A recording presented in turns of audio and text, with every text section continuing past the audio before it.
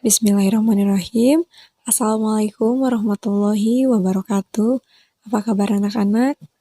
Mudah-mudahan kita semua selalu ada dalam lindungan Allah dan dalam keadaan sehat walafiat. Amin ya Allah ya rabbal alamin. Amin. Baik anak-anak, pada kesempatan kali ini senang sekali Ibu bisa kembali menyapa kalian dalam pembelajaran materi bahasa Indonesia. Pada kesempatan kali ini kita akan belajar bab baru, yaitu mengenai merancang proposal.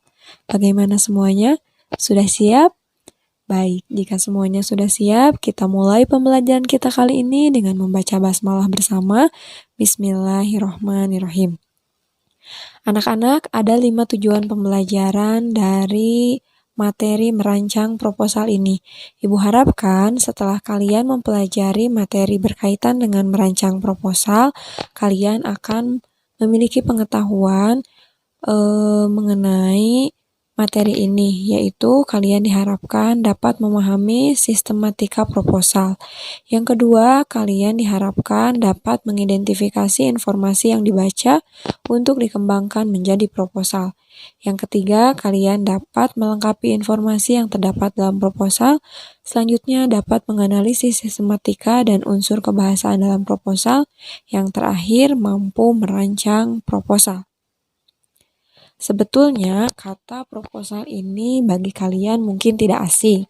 Apalagi kalau misalnya kalian menghadapi event-event. Contohnya seperti acara HUT RI atau Agustusan.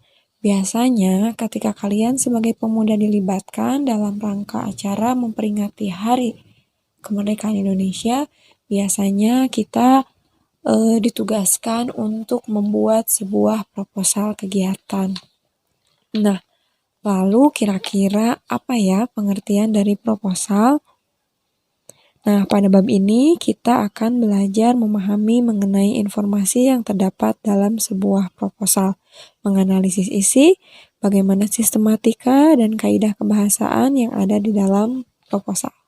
Kita mulai dengan pengertian dari proposal. Kata proposal sebetulnya berasal dari bahasa Inggris, sehingga jika diartikan ke dalam bahasa Indonesia, proposal berarti rencana yang dituangkan dalam bentuk rancangan kerja. Nah, kira-kira apa saja tujuan disusunnya sebuah proposal?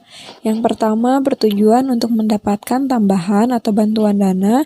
Yang kedua, bertujuan untuk mencari dukungan dari berbagai pihak. Yang ketiga, bertujuan untuk mendapat suatu perizinan.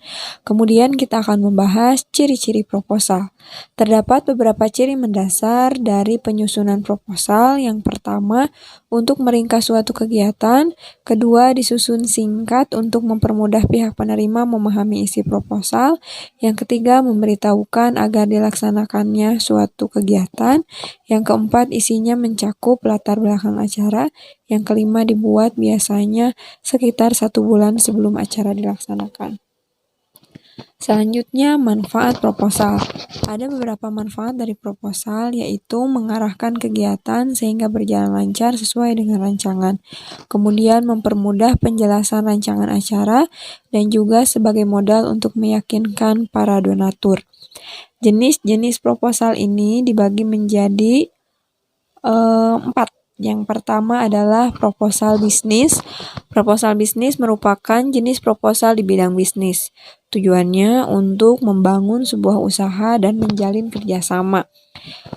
Yang kedua, proposal proyek, yaitu proposal untuk melakukan sebuah pekerjaan atau proyek yang bersifat komersil, seperti pembangunan sebuah kantor.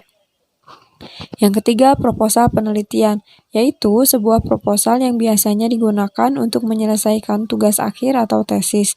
Proposal ini berhubungan dengan mahasiswa. Yang keempat, proposal kegiatan.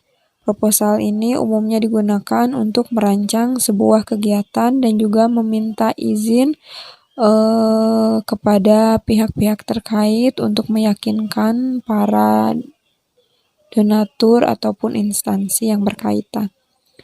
Bentuk dari proposal itu ada 3. Yang pertama, proposal formal. Proposal formal mencakup bagian pendahuluan, kemudian juga isi proposal, dan juga data pelengkap proposal.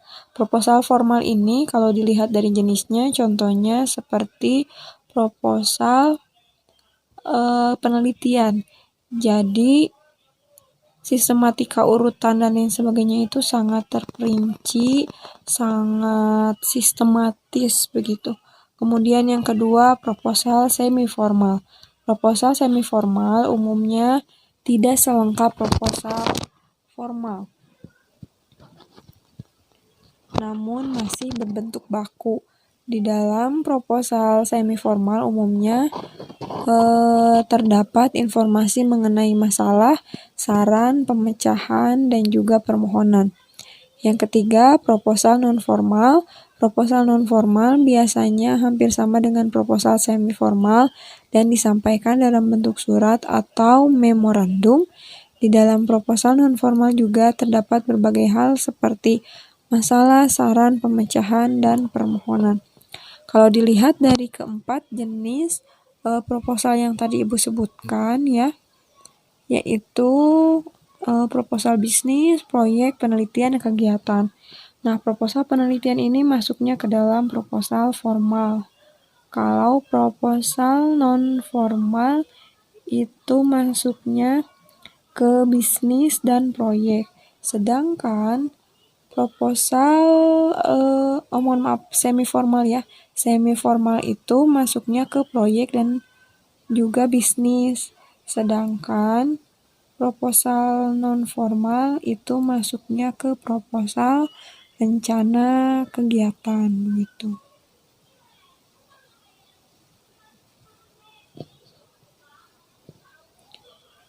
Baik, bagaimana anak-anak? Sampai sini paham? Jika paham, kita lanjutkan ya. Unsur-unsur proposal. Di dalam setiap proposal biasanya terdapat beberapa unsur penting, di mana isinya tergantung jenis proposal yang dibuat. Unsur di dalam proposal bisnis tentu akan berbeda dengan proposal penelitian. Contohnya seperti berikut.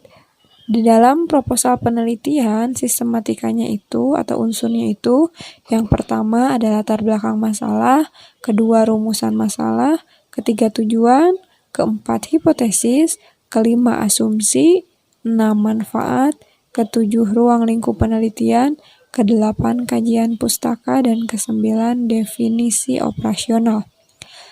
Latar belakang masalah itu membahas tentang asal-muasal kenapa hingga kalian mengambil judul itu begitu ya kalau di dalam proposal penelitian. Kemudian rumusan masalah ini isinya tentang pertanyaan-pertanyaan.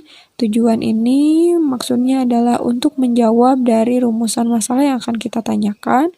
Hipotesis artinya dugaan kita sementara begitu bahwa kita menduga penelitian kita ini sesuai atau tidak sesuai begitu. Nah, sedangkan unsur-unsur dalam proposal kegiatan yaitu diawali dengan adanya surat pengantar proposal, kemudian ada kata pengantar atau mukadimah. Kemudian ada judul proposal, landasan kegiatan, tujuan proposal, tujuan kegiatan, nama dan tema kegiatan, bentuk kegiatan, waktu kegiatan, begitu ya, jadi sangat-sangat lengkap. Susunan acara, susunan panitia, panitia perlombaan, penutup, begitu. Dan juga lampiran, itu biasanya ada di dalam proposal kegiatan. Kemudian Bu, kalau misalnya proposal bisnis yang semi formal yang seperti apa?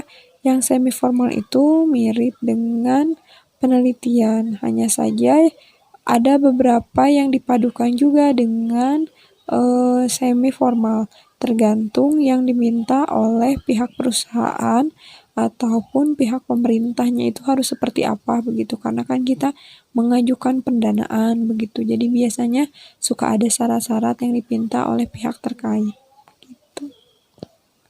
Sampai sini paham anak-anak? Ya, sementara itu dulu materi yang akan kita bahas. Minggu depan Ibu akan mulai membedah tentang unsur-unsur proposal. Jadi Ibu akan menuntun kalian memulai dari bagaimana cara membuat latar belakang masalah, bagaimana membuat rumusan masalah, tujuan, hipotesis, sampai dengan terakhir adanya penutup itu harus seperti apa. Tenang sebentar, tahap demi tahap akan Ibu arahkan, jadi jangan terlalu terkejut. Sementara ini tugas kalian hanyalah mencari judul yang sekiranya nanti akan kalian buat sebagai proposal gitu. Paham ya? Baik anak-anak, jika sudah paham, kita cukupi sekian pertemuan kita kali ini. Dan kita tutup dengan membaca hamdalah bersama. Alhamdulillahirobbilalamin. Mudah-mudahan apa yang kita lakukan pada kesempatan kali ini dapat bermanfaat dan juga dapat menjadi jalan kebaikan dan juga dijadikan sebagai ilmu yang berkah. Amin ya Allah ya Rabbal alamin. Ditutup dengan doa kifaratul majlis. Subhanaka Allahumma wa bihamdika asyhadu an la ilaha illa anta astaghfiruka wa atubu ilaik. Terima kasih. Wassalamualaikum warahmatullahi wabarakatuh.